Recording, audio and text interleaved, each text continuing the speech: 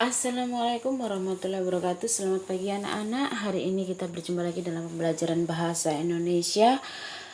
Yang hari ini kita akan membahas tentang mengungkapkan gagasan atau pengalaman dalam bentuk cerpen.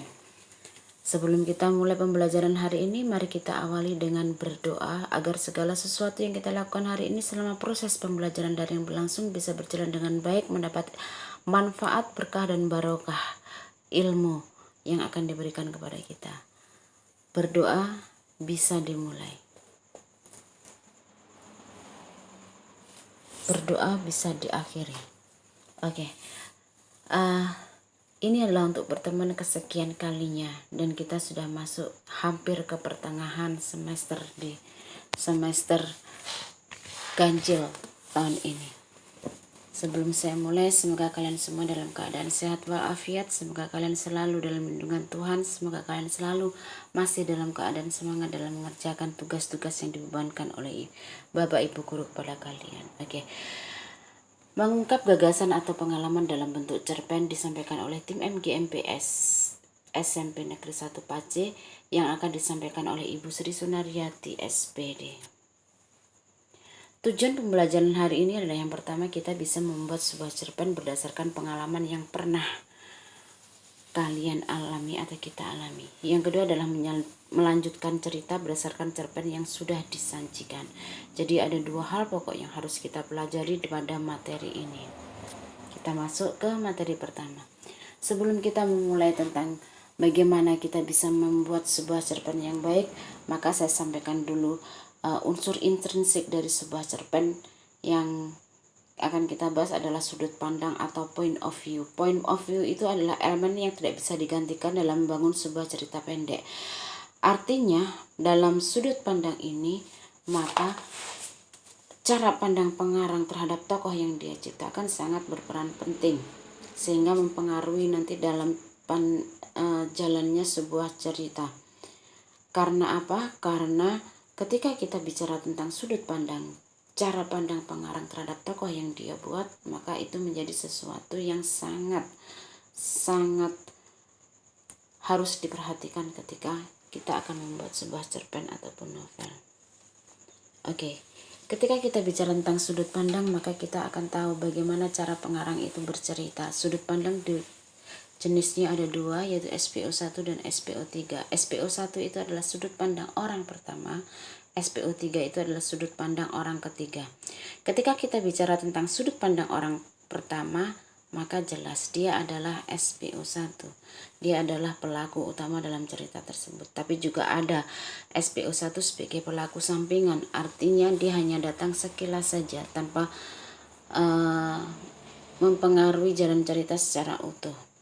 Ya, ciri dari SPO1 itu adalah ada kata aku, kami, kita, dan sebagainya. Pada intinya yang namanya SPO1 itu aku harus senantiasa ikut. Berbeda dengan SPO3 atau sudut pandang orang ketiga. Sudut pandang orang ketiga itu ditandai dengan kata ganti orang kedua, bisa tunggal, bisa jamak. Contoh kata adalah dia, karena, kamu, kalian, nama orang, dan sebagainya. Nah, SPO3 sendiri terdiri dari beberapa hal. Yang pertama adalah serba tahu, yang kedua di luar cerita, yang ketiga pengamat. Kalau kita mau membuat sebuah cerita dengan gaya SPO3, serba tahu, artinya pengarang mengetahui semua cerita yang ada dalam teks tersebut.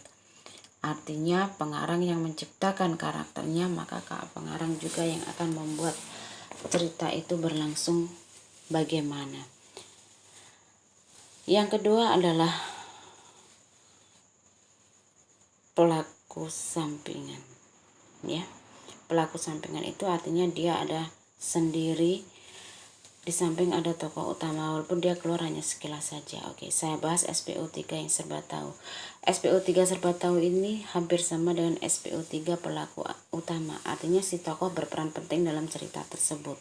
Yang kedua adalah SPO3 di luar cerita, artinya si tokoh tidak terlalu berperan dalam cerita tersebut. Dia hanya muncul sekilas sebagai pemanis suasana. Yang ketiga adalah SPO3 pengamat. Ini artinya bahwa sudut pandang orang ketiga pengamat tersebut hanya mengamati saja tanpa dia berperan apapun dalam cerpen tersebut. Oke, kita bahas yang pertama. Menulis cerpen berdasarkan pengalaman pribadi. Yang jelas ketika kita membuat sebuah cerpen, kalau itu berasal dari pengalaman pribadi, akan sangat memudahkan kita. Bagaimana caranya? Yang pertama adalah bedakan dulu bahwa ada cerita pendek, ada diari. Keduanya hampir sama menceritakan tentang kehidupan pribadi menurut kronologis waktu. Akan tetapi kalau kita bicara tentang diari, maka itu benar-benar tentang pengalaman kita. Urut-urutan waktunya sudah sangat jelas sekali. Yang kedua adalah pengalaman teman keseharian. Artinya apa? Artinya bahwa dalam sebuah teks cerita tersebut, ketika kita membuatnya agar tersampaikan kepada audiens atau pembaca, maka kita harus membuat sebuah cerita yang mempunyai pengalaman yang sangat tak terlupakan. Ya. Yang ketiga adalah 30% imajinasi. Artinya apa? Artinya ketika kita membuat sebuah cerita pendek yang itu benar-benar berdasarkan pengalaman pribadi dan kita lakukan, maka dalam cerita tersebut 30% saja yang harus tidak kalian ceritakan kepada orang lain, karena akan membuka aib diri kita sendiri. Yang terakhir adalah SPO1 pengalaman. Artinya ini SPO1 pengalaman hampir sama dengan SPO1 serba tahu. Jadi dia hanya mengamati dan melihat saja. Oke. Menulis cerpen berdasarkan pengalaman orang lain. Kalau tadi berdasarkan pengalaman pribadi, kalau sekarang berdasarkan pengalaman orang lain. Yang harus kalian perhatikan adalah ketermenarikan atau ketertarikan. Jadi dalam artian di situ bahwa cerita yang kita buat harus bisa menarik audiens, menarik pembaca. Yang kedua adalah SPO3. SPO3 ini berarti dia menggunakan kata kamu, mereka, kalian dan sebagainya, juga merujuk kepada nama orang. Yang ketiga adalah 30% imajinasi. Artinya 30% imajinasi itu bahwa cerita yang kita buat bisa sesuai dengan aslinya, kemudian yang lainnya bisa kita tambahi sebagai bumbu agar cerita tersebut lebih menarik. Langkah-langkah dalam membuat cerpen berdasarkan pengalaman adalah yang pertama, pengalaman tersebut harus menarik. Kita cari sebuah pengalaman yang sangat menarik, baru kemudian kita buat sebuah cerita. Yang kedua adalah dari pengalaman yang ada kita buat kerangka karangan sesuai dengan struktur teks. Dari kerangka karangan yang sesuai struktur teks, maka kita harus langkah selanjutnya adalah mengembangkan kerangka tersebut menjadi sebuah kalimat yang benar. Yang terakhir adalah menyunting. Adapun menyunting bisa kita lakukan pada pembelajaran atau sebuah teks dan kita bisa mengkaji keseluruhan isi teks tersebut. Oke. Langkah-langkah dalam menyusun cerpen. Yang pertama adalah kita harus menentukan dulu sebuah tema, topik yang kita angkat apa. Yang kedua, kita menentukan sudut pandang, menentukan pusat pengisahan atau sudut pandang. Jadi cerita tersebut disisahkan tentang siapa dan bagaimana keadaannya. Yang ketiga adalah menentukan perawatan. Jadi apabila kita bekerja di daerah seperti itu, maka penampilan yang utama.